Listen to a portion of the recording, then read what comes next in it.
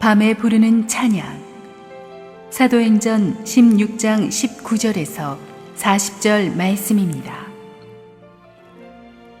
여종의 주인들은 자기 수익의 소망이 끊어진 것을 보고 바울과 실라를 붙잡아 장터로 관리들에게 끌어갔다가 상관들 앞에 데리고 가서 말하되, 이 사람들이 유대인인데 우리 성을 심히 요란하게 하여 로마 사람인 우리가 받지도 못하고 행하지도 못할 풍속을 전한다 하거늘. 무리가 일제히 일어나 고발하니 상관들이 옷을 찢어 벗기고 매로 치라 하여 많이 친 후에 옥에 가두고 간수에게 명하여 든든히 지키라 하니, 그가 이러한 명령을 받아 그들을 깊은 옥에 가두고 그 발을 착고에 든든히 채웠더니, 한밤중에 바울과 실라가 기도하고 하나님을 찬송하며 죄수들이 듣더라. 이에 갑자기 큰 지진이 나서 옥토가 움직이고 문이 곧 다 열리며 모든 사람의 매인 것이 다 벗어진지라. 간수가 자다가 깨어 옥문들이 열린 것을 보고 죄수들이 도망한 줄 생각하고 칼을 빼어 자결하려 하거늘 바울이 크게 소리질러 이르되, 내 몸을 상하지 말라. 우리가 다 여기 있노라 하니, 간수가 등불을 달라고 하며 뛰어들어가 무서워 떨며 바울과 실라 앞에 엎드리고 그들을 데리고 나가 이르되, 선생들이여, 내가 어떻게 하여야 구원을 받으리이까 하거늘 이르되, 주 예수를 믿으라. 그리하면 너와 내 집이 구원을 받으리라 하고 주의 말씀을 그 사람과 그 집에 있는 모든 사람에게 전하더라. 그 밤 그 시각에 간수가 그들을 데려다가 그 맞은 자리를 씻어주고 자기와 그 온 가족이 다 세례를 받은 후 그들을 데리고 자기 집에 올라가서 음식을 차려주고 그와 온 집안이 하나님을 믿음으로 크게 기뻐하니라. 날이 새매 상관들이 부하를 보내어 이 사람들을 놓으라 하니, 간수가 그 말대로 바울에게 말하되, 상관들이 사람을 보내어 너희를 놓으라 하였으니 이제는 나가서 평안히 가라 하거늘. 바울이 이르되, 로마 사람인 우리를 죄도 정하지 아니하고 공중 앞에서 때리고 옥에 가두었다가 이제는 가만히 내보내고자 하느냐? 아니라 그들이 친히 와서 우리를 데리고 나가야 하리라 한데, 부하들이 이 말을 상관들에게 보고하니 그들이 로마 사람이라 하는 말을 듣고 두려워하여 와서 권하여 데리고 나가 그 성에서 떠나기를 청하니, 두 사람이 옥에서 나와 루디아의 집에 들어가서 형제들을 만나보고 위로하고 가니라. 좋은 아침입니다. 오늘 하나님께서도 또 예비하신 은혜를 저와 여러분에게 말씀 가운데 충만하게 주시기를 바랍니다. 함께 기도하고 하나님 말씀 보겠습니다. 사랑하는 아버지, 은혜를 감사합니다. 귀하신 아버지의 임재 앞에 우리 모두 나왔습니다. 우리의 묵은 마음을 주님 깨부수시고 벗기시고 하나님의 마음, 성령의 마음을 주시고 하늘의 음성을 듣게 하옵소서. 예수님의 이름으로 기도합니다. 아멘. 지난주에 우리는 유럽 선교의 첫 번째 기착지인 이 빌립보 사역의 시작을 함께 살펴보았습니다. 아무것도 없이 막막한 상황에서 시작한 빌립보 사역이었지만 하나님께서 이 준비된 믿음의 여인 루디아를 만나게 하셔서 아주 멋있게 빌립보 사역 시작했습니다. 말씀과 기도로 준비된 사람들이 시작한 빌립보 교회는 첫 번째 만난 영적 전쟁도 아주 너끈히 이겨내었습니다. 귀신 들려서 점치던 여종을 장악하고 있던 그 귀신을 바울이 나사렛 예수의 이름으로 쫓아내었고 하나님의 영광이 그곳에 선포되었습니다. 그런데 문제는 그 뒤 사건이 전혀 예기치 못했던 방향으로 전개되고 말았던 것입니다. 바울과 이 실라에게 뜻하지 않은 고난이 덮치는데 그 고난을 갖다 준 이 핍박자들의 실체를 먼저 우리가 한번 살펴보기를 원합니다. 이 핍박자들은 한마디로 말해서 탐욕의 노예, 두려움의 노예라고 우리가 이렇게 구분지어서 말할 수가 있겠습니다. 이 여종은 귀신 들려서 아주 비참한 인생을 살고 있었습니다. 하루 종일 머리를 산발한 채로 제정신이 아닌 채로 점을 치면서 살았으니까 이 여종 자신의 인생은 굉장히 비참했을 것입니다. 그런데 바울이 귀신을 쫓아주고 새 생명을 주었으니까 이 여자아이는 이제 축복된 자신의 새로운 인생을 살게 되었을 것입니다. 그런데 문제는 이 여자아이가 귀신 들린 채로 점을 쳤기 때문에 돈을 많이 벌 수 있었던 이 여자아이의 주인들은 화가 난 것입니다. 이 주인들의 입장에서는 이 여자아이가 귀신 들렸던 말든 하루 종일 얼마나 힘들든 말든 상관이 없었습니다. 많은 손님들에게 점을 쳐줘서 자기들에게 수입을 올려주면 되는 것이었습니다. 그런데 바울 때문에 귀신이 쫓겨나가서 이제 여자아이가 더 이상 점을 못 치게 되니까 이 사람들은 이제 수입원이 끊어졌다. 그것 때문에 화가 난 것입니다. 그래서 와 하고 달려들어서 바울과 실라를 끄집어내서 이 빌립보의 관리들 앞으로 끌고 간 것입니다. 요즘으로 말하면 경찰, 검찰에 데려간 거죠. 그런데 정작 관리들 앞에 가가지고는 차마 자신들의 수입원이 끊어져서 데려왔다는 말은 못하잖아요.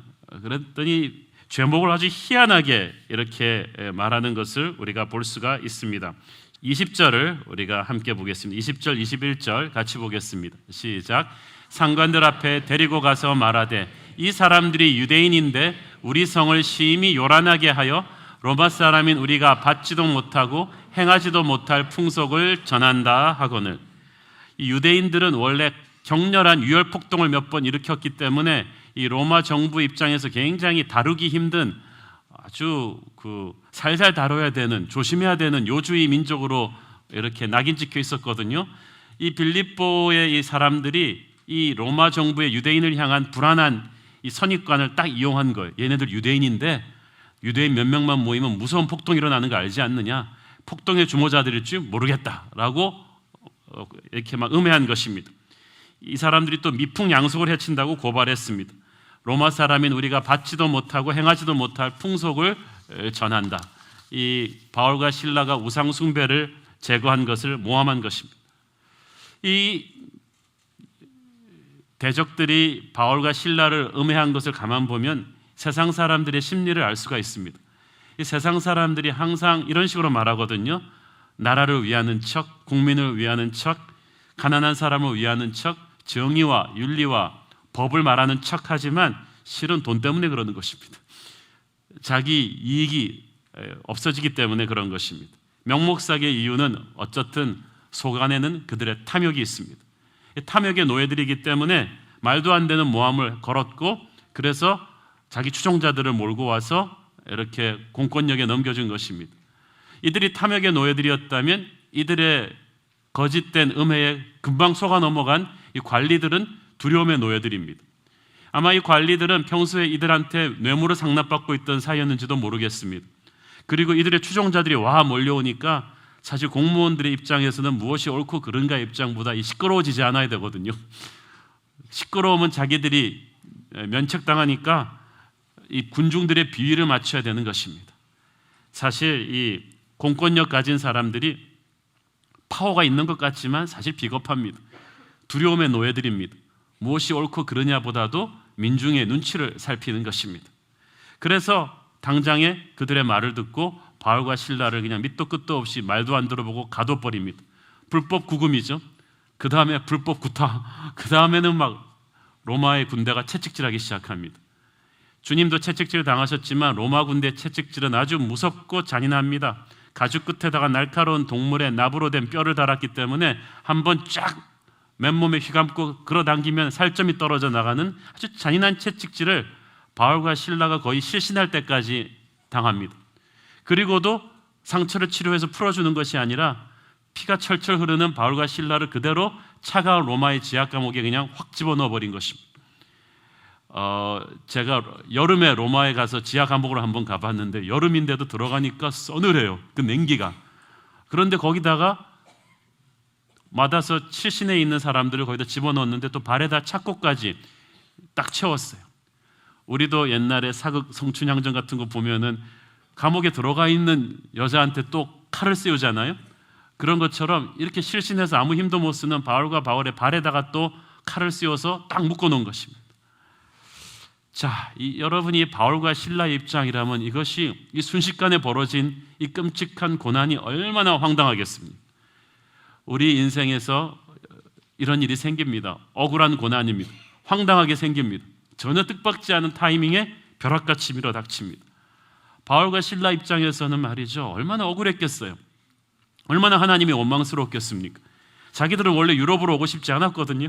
자기들은 원래 아시아로 가려고 했는데, 아니 하나님이 가지 말라 그래서 이리로 데려왔으면, 하나님이 문을 닫으시고 한쪽 문을 열어줬으면 하나님이 열린 문이 좀 좋아야 될 거 아니에요? 하나님이 열린 문으로 왔는데, 그래서 사역을 열심히 했는데, 아니 자기가 나쁜 짓 해서 감옥에 가면 그건 인과응보니까 뭐 회개하면 되는데, 이거는 회개할 일이 아니잖아요.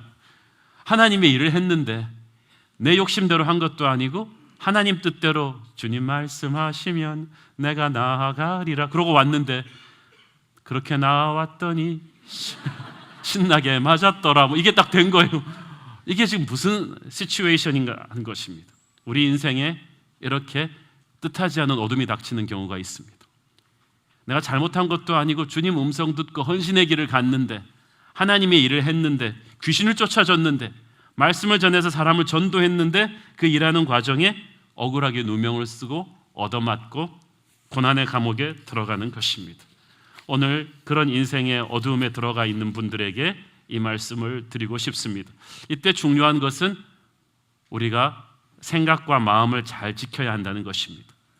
우리 인생의 닫힌 문 앞에서, 뜻밖의 이 고난 앞에서 우리가 너무 정신이 없어서 얼이 빠져서 주저앉아 있으면 옆에서 위로하는 척 들리는, 하나님의 음성인 척하고 들리는 어떤 어둠의 음성이 있습니다. 그 음성의 내용은 이런 것입니다. 거봐, 내가 뭐라 그랬어? 이때까지 하나님의 일 열심히 하다가 이렇게 잘 나간 사람 봤어? 하나님 어떻게 너한테 이러실 수 있어? 너의 욕심 다 포기하고 하나님의 길을 따랐는데 하나님이 어떻게 이럴 수 있어? 교회를 하다 보면 다 이렇게 상처받는 거야. 너도 네 나름대로 살 길을 찾아야 해. 이런 음성이 옆에서 꼬독꼬독 들린다니까요. 이브에게 선악과를 먹으라고 하던 이 사탄의 음성을 여러분 기억하십니까? 하나님께서 동산의 모든 열매는 다 먹어도 좋다고 했는데, 그 말은 싹 잘라버리고 하나님이 먹지 말게 한 딱 하나, 이 열매 때문에 상처받게 만든 거예요. 10의 1조를 드릴 때 상처받는 분들 잘 들으세요. 10의 9조를 주신 하나님을 찬송하는 게 아니라 내가 드려야 되는 10의 1조가 이게 아까운 거예요. 항상 사탄은 하나님이 우리에게 주신 축복은 극소화시키고, 내가 지금 받는 고난, 치러야 되는 대가, 하나님이 내 삶에 허락하신 이 한계점에서는 굉장히 화나게 만듭니다. 하나님이 어떻게 너 인생에 이렇게 브레이크를 거실 수 있어? 하나님이 어떻게 이렇게 하실 수 있어? 이때 우리로 하여금 하나님의 사랑을 의심하게 하고 하나님을 원망하게 하는 어떤 음성이 있다면, 여러분은 나사렛 예수의 이름으로 그걸 끊어야 합니다. 여러분이 그냥 저도 모르게 입술로 거기에 동조하고 맞아, 생각해보니까 그러네, 이렇게 하는 그 순간에 어둠의 영이 그때부터 여러분 안에 교두보를 잡고 확 들어오게 되는 것입니다. 그래서 바울과 실라처럼 우리는 이 포인트에서 찬송과 기도로 반격하는 거예요. 그것이 바로 우리의 감옥 생활을 찬송 생활로 바꾸는 길입니다. 자, 25절 함께 읽겠습니다. 시작. 한밤중에 바울과 실라가 기도하고 하나님을 찬송하며 제수들이 듣더라. 자, 거의 실신할 정도로 매를 맞고 이렇게 기절했던 바울과 실라가 깨어났어요. 깨어나서 이렇게 보니까 상황 파악이 딱 되죠. 이 상황 파악이 됐을 때 본능적으로 화가 나고 분하고 원망스러운 말이 딱 나오기 직전에 이 바울과 실라는 영적 전쟁을 어떻게 싸워야 되는지 아는 사람이에요. 생각을 딱 스톱하고 기도하기 시작합니다. 사랑하는 여러분, 머리 굴리기 전에 기도하길 바랍니다. 왜냐하면 상처받았을 때 생각하기 시작하면 그때부터 좋은 생각이 안 나요. 상처를 가지고 큐티하면 좋은 묵상이 나오겠어요? 이때 그냥 기도하기 시작하는 것입니다. 억울한 욕을 먹고 고난에 떨어졌을 때 마음을 강하게 잡수셔야 합니다. 나의 인생에 밤이 딱 몰려올 때, 그래서 충격 때문에 정신이 멍해졌을 때 정신 차리고 기도할 수 있게 되기를 바랍니다. 그러면 기도하는 중에 하나님의 임재가 옵니다. 하나님의 위로와 능력을 바울과 실라가 느낀 거예요. 얼마나 기도했는지 쓰여 있지 않습니다. 그렇지만 임재를 느끼도록 기도했을 거예요. 기도를 하고 있으니까 어느 시점에서부터 누군가가 바울과 실라 안에서 찬양을 퍼내기 시작합니다. 그때부터 찬양이 나오기 시작하는 거예요. 이 시편을 연구하던 어떤 학자가 말하기를 시편에서는 도대체 무엇이 기도이고 무엇이 찬송인지 분간이 안 되는 때가 많다는 거예요. 바울은 위대한 찬양의 사람인데, 다윗이 위대한 찬양의 사람으로 시편을 썼는데 이게 기도였는지 찬양이었는지 분간이 안 가요. 그런데 그게 맞아요. 여러분이 기도하고 있으면 어느 시점에서 그게 찬양으로 바뀌고, 찬양하고 있으면 어느 시점에서 그게 기도로 바뀌어집니다. 이 바울과 실라에게 그것이 온 것입니다. 도저히 기도할 수 없는 힘든 상황 속에서 기도하기 시작할 때 바울 안에서 어떤 찬양이 툭 터져 나온 거예요. 아마 이런 찬양이 아니었는가 싶습니다. 내 영혼의 그 깊은 데서 맑은 가락이 울려나네. 하늘 곡조가 영원히 흘러나와 내 영혼을 고이 싸네. 갑자기 어쩔 수 없는 그런 막 찬양이 막 바울 안에서 성령님이 불러주는 찬양이 쫙 나오면서 여기 보니까 그게 그냥 돌비 스테레오로 감옥 안으로 쫙 번져 나갔다고 되어 있습니다. 다른 죄수들도 다 듣더라 그랬죠. 찬양을 듣기 위해서 전부 다 소리를 스톱한 거예요. 그때까지 감옥에서 들리는 소리는요, 뻔하죠.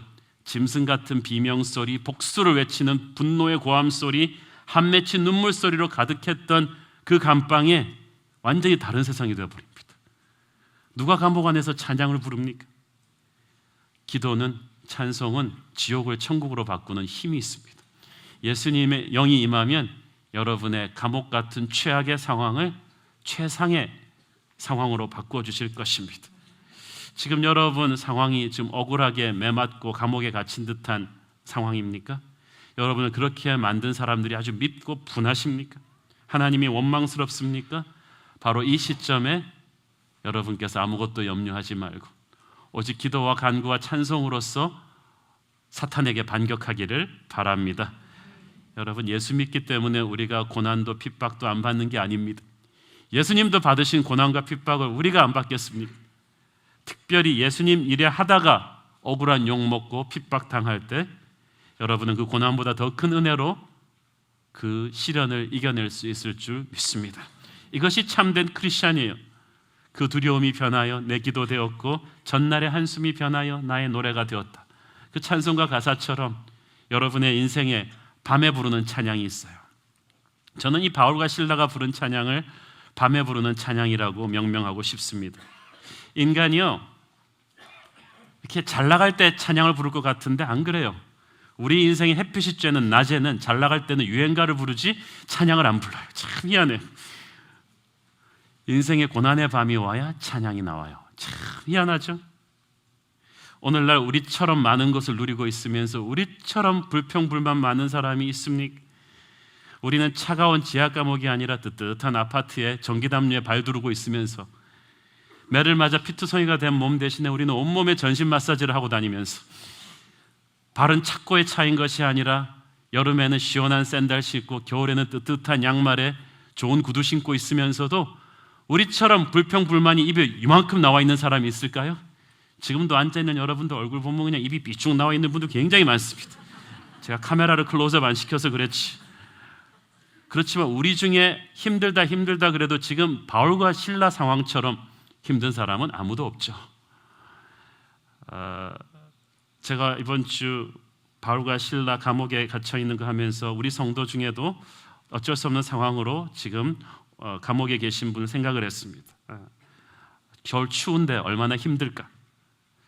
사랑하는 여러분, 어떤 아들을 사랑해서 아버지가 자전거를 사줬더니 애가 자전거를 타고 신이 나가지고 그 다음부터 아버지는 거들떠보지도 않습니다. 선물에 도취돼서 선물을 주신 일을 거들떠보지도 않다가 어느 순간에 자전거가 망가졌어요. 자기가 고칠 수 있는 레벨이 아닙니다. 그때 비로소 아들은 아버지의 얼굴을 바라봅니다. 보통 때 자전거가 멀쩡할 때 바라볼 때는 흘끗 바라봤는데 자전거가 망가지고 나니까 간절하게 바라봅니다. 아주 가난한 눈빛으로 애절하게 바라봅니다. 우리가 보통 때 하나님께 기도하고 찬양할 때는 흘끗 보면서 기도하고 찬양했는데, 찬양을 해치웠는데 이제 인생의 어두운 밤이 왔을 때, 내가 어쩔 수 없는 몸에 병이 와서 덜컥 자리에 누웠을 때, 내가 어쩔 수 없이 인맥을 동원해도 안 되는 억울한 상황에서 감옥에 들어가고 좌천이 되고 시험이 떨어지고 사랑하는 사람과 헤어지게 되었을 때는 우리는 하나님의 얼굴을 애절하게 바라봅니다. 그리고 그때부터 진짜 기도의 시작입니다. 그리고 그때부터 찬양의 시작입니다. 사랑하는 여러분, 우리는 본능적으로 인생의 밤을 피하고 싶습니다. 그렇지만 자연계의 낮과 밤을 만드신 주님께서 우리의 인생의 시즌에도 반드시 밤을 허락하셨습니다. 왜냐하면 햇빛만 내려치면 그 인생이 사막이 되어버리거든요. 어떤 위대한 신앙도 밤을 통과하지 않고 만들어내는 신앙은 없습니다. 여러분 인생 속에서 영적으로 한번 업그레이드되고 점프한 데는 제가 단언컨대 인생의 어두운 밤에서 하나님을 체험했기 때문입니다. 성공만 계속하고 있으면 우리가 얼마나 교만하고 못됐겠어요. 그래서 하나님께서 때로는 불행의 밤도 주시고 배신의 밤도 주시고 좌절과 실패의 밤도 주셔서 우리의 영혼에서 도끼를 빼시는 것입니다. 하나님이 그래도 한참 도끼를 빼서 우리가 이 정도죠. 그 밤을 통과하지 않아서 하나님의 도끼를 안 빼고 나오면 얼마나 교만이 충만했겠습니까? 성경에서 하나님의 사람들은 다 이 어두운 밤에, 캄캄한 밤에 새벽을 찾아 떠났던 사람들이거든요. 가슴속에 여명을 품고 다가오시는 실로암의 주님을 만난 사람들이거든요. 찬양을 말하는 히브리어 중에 야다가 있는데 이 야다는 군사 용어입니다. 자기보다 엄청나게 강한 상대 앞에서 무릎 꿇고 항복하는 것입니다. 찬양은 하나님 앞에서 항복하는 것입니다. 왜 두 손 드는 줄 아세요? 국민 체조가 아니에요. 이 두 손 들 때는 이게 항복한다는 뜻입니다. 주님 앞에 항복합니다. 더 이상 나는 내 방어 무기, 공격 무기 없습니다. 주님 앞에 항복합니다. 빨리 항복하는 것입니다. 그래서 옛날에는 하나님 대하는 태도가 건방졌는데 주님 50, 나 50 합작해서 잘해봅시다 뭐 이런 태도였는데 그게 아니고 주님이 나의 주인 되시고 나를 다스려 주옵소서. 주님이 내 사업의 사장님 되시고 나는 부하 직원입니다. 주님이 이 가정의 가장 되시고 이 아이들은 주님의 아이들입니다 라고 완전히 주님 앞에 항복하는 것입니다. 이 태도는 인생의 밤을 통과하지 않고는 절대 나오지 않습니다. 너무나 많은 것들을 누리고 있는 까닭에 밤의 의미를 모르고 있는 우리는 이 밤에 부르는 찬양의 파워가 얼마나 감동인지 잘 모릅니다. 근 20년 전에 제가 미국에서 대학생 사역할 때 일입니다. 제가 젊었던 시절 그렇게 지금도 동안이라고 다들 얘기하지만 20대 전도사 시절에 성경 공부를 가르치던 대학생들 10여 명을 데리고 미국 샌디에고에 있는 이 감옥을 방문한 적이 있습니다. 이게 경범죄 지은 사람들이 들어가는 데가 아니라 조금 무게 있는 죄를 지은 분들이 들어가는 데요. 그래서 들어가는데 벌써 철창문을 한 4개를 통과하고 들어가는 것입니다. 그 철창문 4개를 통과하면서 들어갈 때는 우리 애들 굉장히 까불까불거렸죠. 우리가 가서 제자 삼으라, 뭐 땅끝까지 가서 복음을 전하자, 어두운 곳에 있는 사람들을 보살피자 그러다가 철창문 하나씩 붕붕 통과하면서 애들이 점점 기가 죽더니 이 크리스찬이라는 죄수들만 모인 채플에 들어갔는데도 이 아저씨들이 어떤 아저씨들인가 하면 람보 터미네이터는 양반이야. 그냥 팔뚝 하나가 제 몸뚱이만한 이따만한 칠척장신의 아저씨들이 꽉 있는데 머리는 쫙 모학으로 그냥 밀어버리고 있잖아요. 그리고 이 팔에다가 그냥 완전히 문신, 얼굴에다가 그만하씩 짝짝한 사람들. 그러니까 우리 애들이 갑자기 그냥 확 쪼그라들더니 제 옆으로 쫙 붙더니 우리가 살아서 여기를 나갈 수 있을까라는 그런 정말 무서웠습니다. 저는 그래서 강하고 담대하라고 말하고 싶었지만 저도 그들을 보니까 두려움이 막 몰려오면서 그런데 이렇게 예배를 드리는데 이렇게 찬양을 다 드리고 나서 이제 설교를 하려고 그러는데 이분들이 신청곡이 하나 더 있다는 거예요. 그러면서 OHP에다가 이 자기들 찬양을 하나 딱 얹어 넣었는데 그게 Amazing Grace예요. 나 같은 죄인 살리신. 그래서 그걸 같이 부르자고 그러는 거예요. 1절부터 4절까지. 그래서 우리 밴드가 그걸 딱 연주를 하는데 이 50명의 이 엄청난 아저씨들이 우르르 다 일어서는 거예요. 손을 딱 락업하고 서로 끼더니 눈을 감고 찬양하기 시작하는 거예요. 근데 우리는 가사 보고 하는데 이 사람들은 1절부터 4절까지 다 외워서 부르는데 저는 이 굵은 남자들 소리로 이 문신이 가득 찬 얼굴에 쫙쫙 그은 이 아저씨들이 부르는 이 합창이 1절을 부르는데 뭐 가슴이 뛰어서 듣지를 못하겠어. Amazing Grace 그러면서 앞에 있는 아저씨부터 막 우는 거예요. 그 다음 That saved a wretch like me, 나 같은 죄인을 살리신. 그럴 때는 막 자기 가슴을 치면서 Yes Jesus, Yes Jesus 그러면서, 진짜 우리가 나 같은 죄인 살리신 할 때는 그렇게 안 부르잖아요. 우리는 굉장히 뺀질하게 부르잖아요. 대개 우리는 옆에 사람을 보면서 너 같은 죄인 살리시라는 그런 태도로 부르지.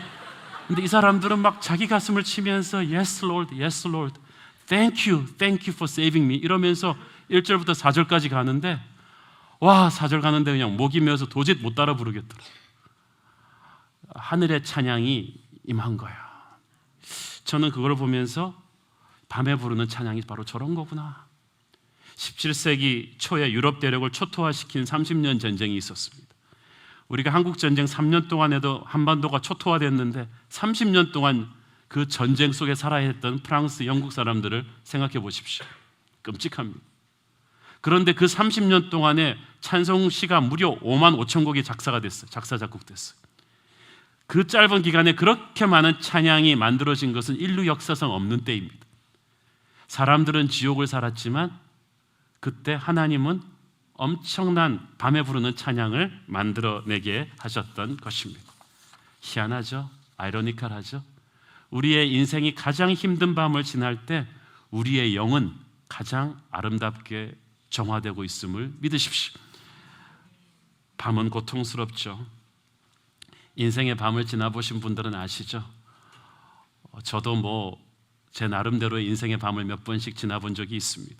사역지가 없어서 1년 가까이 답답하게 살아본 적도 있고, 이렇게 몸이 아파서 몇 개월 동안 아무 일도 못하고 해본 적도 있고, 또 믿었던 사역자들에게 또 어떤 힘든 일을 당해본 적도 있고, 원했던 것이 안 된 적도 있고, 여러 가지 여러분이 겪었던 인생의 밤을 저라고 안 겪었겠습니까?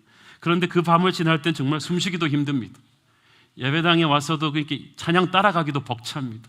넋이 나가 있는 때가 많습니다. 밤을 지나고 있는 인간은 결코 자기 힘으로 노래할 수가 없습니다. 그런데 무슨 힘으로 노래합니까? 옛날에 상수도 하수도가 들어오기 전에는 펌프질을 했습니다. 펌프질을 해서 물을 길어 올렸는데 펌프질을 아무리 해도 물이 잘 안 올라올 때가 있습니다. 그것은 지하수에 물이 없기 때문이 아니라 펌프에 물이 말랐기 때문입니다.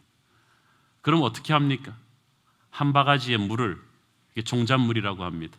이것을 펌프에 붓고 펌프질을 하면 지하수가 올라옵니다. 인생의 밤에서 나를 살릴 수 있는 이 물이, 찬양이 나오질 않는데 우리 인생에 하나님이 종잣물 성령을 부어주십니다. 영으로 찬양하게 하시는 거예요. 이 한 바가지의 물이, 이 성령의 터치가 우리로 하여금 찬양할 수 없는데 찬양할 수 있는 힘을 끌어올리는 것입니다. 이 송정미 씨의 그 국민 CCM송이 되어버린 축복송이 있잖아요. 때로는 너의 앞에 어려움과 아픔이 있어도, 그 찬양을 너무 좋아해서 오래전에 송정미 씨랑 커피 마시다가 물어봤어요. 이런 감동적인 국민 CCM을 어떻게 지었냐 그랬더니, 자기가 연대 성악과 2학년 때 성대가 너무 안 좋아져서 의사가 당신은 노래를 못한다 그랬어요. 성악으로 목숨을 건 사람에게 성대가 나갔다는 건 사형선고죠. 기가 차서 하나님 앞에서 울고 있는데 하나님께서 말씀하셨대요. 정미야, 내가 너에게 목소리가 성대가 아닌 영으로 찬양하는 곡을 주겠다. 그때 받은 게 바로 축복송입니다. 자기도 다시는 지을 수 없는 엄청난 밤에 부르는 찬양을 그때 받았고, 그 찬양과 함께 그 한국 CCM계의 디바라고 할 수 있는 송정미가 다시 태어난 거죠. 사랑하는 여러분, 밤에 부르는 노래는요, 귀로 듣는 게 아닙니다. 영으로 듣는 것입니다. 왜냐하면 영에서부터 만들어낸 거거든요. 내 인생의 칠흑 같은 밤을 지날 때 부르는 찬양, 나의 계획이 실패하고 나의 생각이 모두 다 닫혀버렸을 때, 사랑하는 사람에게 배신당하고 건강이 좋지 않고 시험이 떨어지고 평생 함께하고 싶었던 사람이 헤어지자고 하고 나의 앞길에 닫혀버리고, 이때 나는 내 힘으로 찬양할 수 없습니다. 맨정신으로 찬양할 수 없습니다. 그러나 그때 성령께서 여러분에게 찬양할 수 있는 힘을 주실 것입니다. 현대 복음성가의 모처라고 할 수 있는 흑인 연가가 그런 거 아닙니까? 니그로스 퓨처라고 하는 이 흑인 연가는 제대로 음악 배운 사람들이 만든 거 아닙니다. 짐승 같은 학대를 받던 흑인 노예들이 예수를 믿고 하늘을 바라보며 부른 찬양들이에요. 그래서 그 찬양들은 지금도 들어보면 아주 간단한 노래인데 듣는 딱 순간에 눈물이 펑 납니다. 영으로 만든 찬양이기 때문에 그렇습니다. 여러분의 인생에 힘들고 어려울 때는 불평하고 하나님을 원망할 때가 아니고 기도하고 찬양할 때입니다.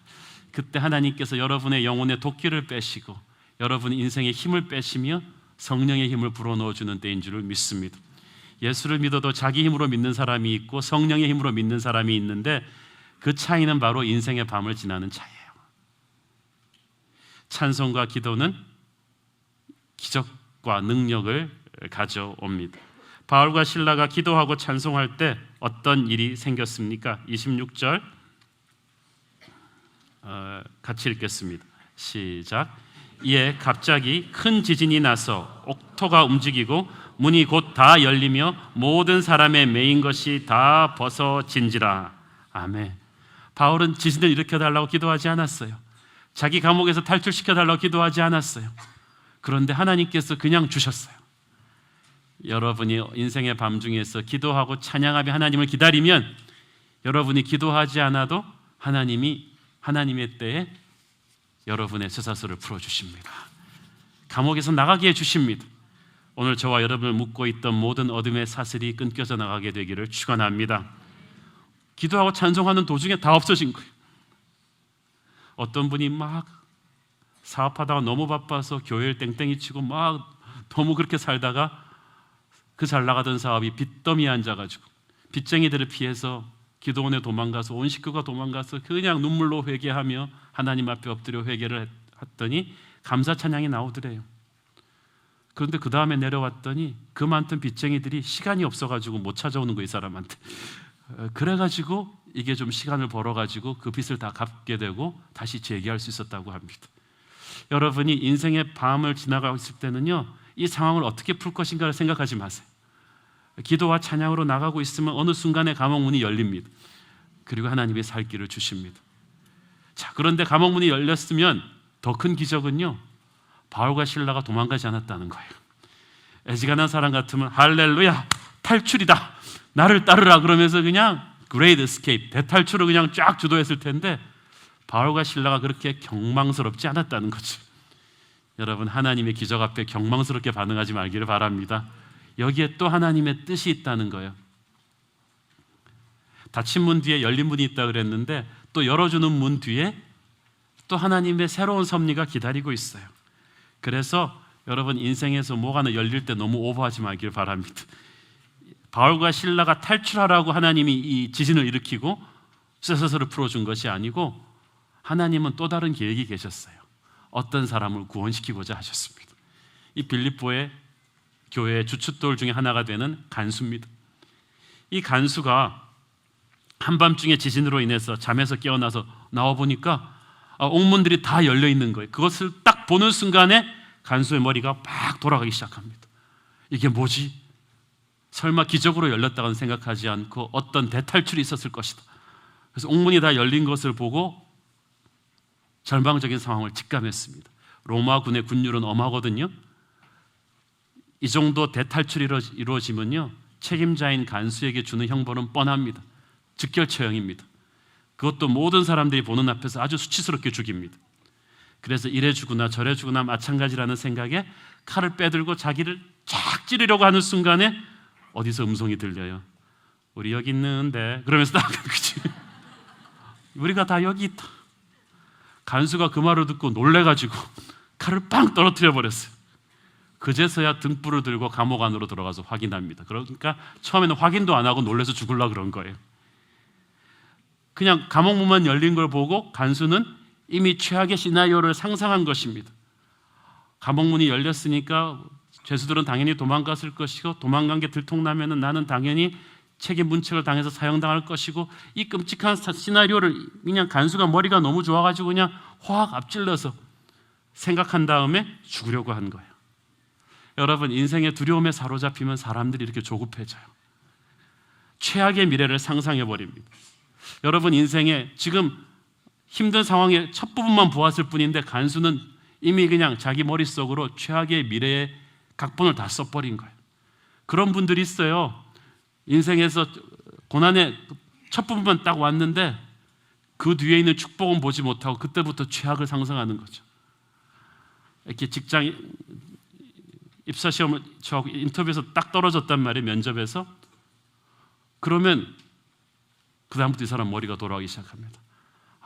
지난번에 딴 데서도 떨어졌는데 이번에 떨어졌으니까 앞으로 낸 2차, 3차 다른 데 기업들도 다 떨어지겠지? 내가 이렇게 다 떨어지고 나면 올해도 장가 못 가겠지? 올해도 이 사람 내가 사귀던 여자도 나한테 딱지를 놓겠지? 그러면은 나는 평생 노총각으로 늙어 죽겠지? 그리고 이렇게 기업을 못 사다 보면 우리 부모님도 귀찮아서 나를 버리겠지? 그러면 나는 변두리 오피스텔에서 가난하게 늙어가겠지? 그러면서 그냥 최악의 시나리오를 TV 드라마, 가장 슬픈 드라마에서 본 자기의 인생을 그냥 쫙 하고 그럼 죽는 게 낫겠어 이러는 거예요. 저는 여러분이 쓸데없는 큐티를 하지 않게 되기를 바랍니다. 쓸데없는 미래, 그걸 또 미래의 비전이라고 계획하지 마세요. 그거 아니에요, 비전. 하나님은 여러분의 인생의 한 문을 닫으실 때 반드시 다른 문을 열어놓는다고 하셨습니다. 이상한 상상을 하지 말기를 바랍니다. 과거의 거를 생각하면서 옛날에도 그랬고 나는 또 실패하고 앞으로도 실패할 거야 라고 연관짓지 마세요. 하나님은 여러분에게 새로운 미래를 갖고 계십니다. 간수가 정신이 돌아왔어요. 그리고 바울과 신라의 얼굴을 보니까 이건 죄수의 얼굴이 아니에요. 얼굴에 하늘의 영광이 환해요. 이 간수는 이때까지 이 산전수전 다 겪으면서 잔뼈가 굵은 사람인데 감옥에서 이런 얼굴을 본 적이 없어요.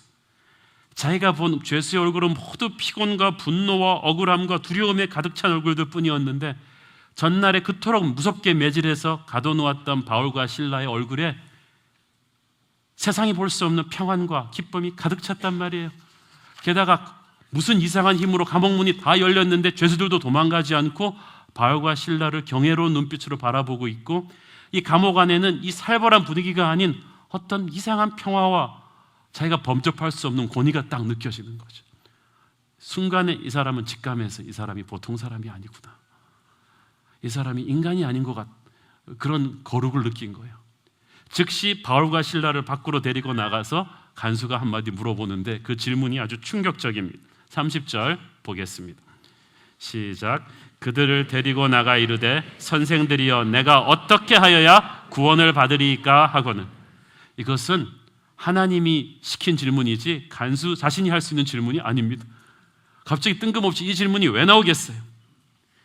처음에 죽으려고 할 정도로 힘들었던 그가 그 고난을 통해서 하나님에 대한 목마름이 생긴 거예요. 이런 분들 많아요. 평생 하나님 안 믿고도 잘 살 것처럼 하다가 갑자기 턱 다친 고난 앞에서, 자식의 문제 앞에서, 건강의 문제 앞에서 하나님을 향한 목마름이 생기게 된 분들이 있습니다. 이런 분들에게는 그토록 힘들었던 고난이 바로 하늘의 초대장이었어요. 천국을 여는 문이었어요. 변장된 축복이었던 거예요. 내가 어떻게 하여야 구원을 받으리이까? 이것은 인간이 가진 모든 문제에 대한 해답이기도 합니다. 그에 대한 답을 바울이 해주고 있죠. 31절 같이 읽겠습니다. 시작. 이르되 주 예수를 믿으라. 그리하면 너와 내 집이 구원을 받으리라 하고, 주 예수를 믿으라. 그리하면 너와 내 집이 구원을 받을 것이다. 사람들은 묻습니다. 이 한국의 이 참담한 교육 현실을 어떻게 할 것입니까? 이 학원 폭력과 이 왕따의 문제를 어떻게 해결할 것입니까? 주 예수를 믿으라. 그러면 한국의 교육이 구원을 받을 것이다. 총선 대선을 앞두고 이 어지러운 이 나라의 정치 상황을 누가 해결할 수 있습니까? 주 예수를 믿으라. 그리하면 한국의 정치가 구원을 받을 것이다. 경제적인 이 난국을, 이 불경기를 우리가 어떻게 뚫고 나갈 것입니까? 주 예수를 믿으라. 그리하면 너의 재정이 구원을 받을 것이다. 이 북핵 문제와 이 안보 문제를 우리가 어떻게 해결할 것입니까? 주 예수를 믿으라. 그리하면 통일이 올 것이다. 그리하면 이 나라를 내가 지킬 것이다. 예수 그리스도는 이 민족의 유일한 소망이신 줄로 믿습니다. 교회는 여기에다 목숨 걸어야 합니다. 이 사람 혼자 구원받는 게 아니라 가족 전체에게 이 구원이 확산되죠. 구원의 아름다움은 전염성입니다. 여러분, 하나로 끝나는 게 아니에요. 큰 풍선에도 구멍 하나만 뚫으면 그냥 바람 쫙 들어오듯이 여러분 가문이 아무리 모태 불교 신앙의 집안이라 해도, 저는 한국 불자협회 간부로 있던 분들 예수 믿는 거 많이 봤어요. 상관없어요. 단 한 사람만 예수 믿으면 됩니다. 그리하면 너와 내 집이 구원을 얻을 것이다. 너로 말미암아 너와 내 자손이 구원을 받을 것이다. 그래서 여러분이 그 자존감이 있어야 돼요. 저는 그 자존감이 있습니다. 나로 말미암아 한시 문중이 구원을 받을 것이다. 나로 말미암아 전주희 씨가 구원을 받을 것이다. 가문의 축복의 통로가 될 것이다. 나는 가문의 영적인 교두보가 될 것이다.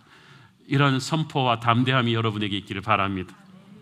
이 축복이 진짜로 가족에게 번져나갑니다. 32절 같이 읽겠습니다. 시작. 주의 말씀을 그 사람과 그 집에 있는 모든 사람에게 전하더라. 이것은 Evangelistic Bible Study. 아직 예수님을 모르는 사람들 다 불러 모아놓고 바울이 지금 성경을 가르치고 있는 것입니다. 저희 교회도 좀 이런 바이블 스터디를 많이 만들고 싶어요. 예수 믿을까 말까 하는 사람들을 이렇게 쫙 모아서 말씀을 가르쳐서 구원의 확신을 주는 거예요. 그렇게 말씀을 배우고 나면 인격과 삶이 변합니다. 이 간수가요, 33절 보세요. 시작. 그 밤 그 시각에 간수가 그들을 데려다가 그 맞은 자리를 씻어주고 자기와 그 온 가족이 다 세례를 받은 후, 간수가요, 항상 이 사람은 남 때리는 사람이지 남 치유해주는 사람이 아닙니다. 남 때리고도 별로 죄책감도 없는 사람인데 이 사람이 평생 처음으로 자기가 때린 사람을 치료해 줍니다. 가해자가 치유자가 된 거예요. 여러분, 예수의 영이 임하면, 말씀이 들어가면 못된 사람의 인격이 변할 줄로 믿습니다. 이 간수한테 인격적인 배려 세미나에서 이 사람 바꾸겠습니까? 아니에요. 예수가 들어가야 돼요. 예수가 들어가면 여러분의 못된 성격도 다 바뀔 줄을 믿습니다. 그래서 간수가 이제는 바울을 만날 때 간수와 죄수로 만나는 것이 아니라 형제와 형제로 만나게 되는 것입니다. 그리고 간수의 모든 가족이 다 그 밤에 세례를 받았습니다. 너와 내 집이 구원을 얻으리라 한 그 말 그대로 된 거예요.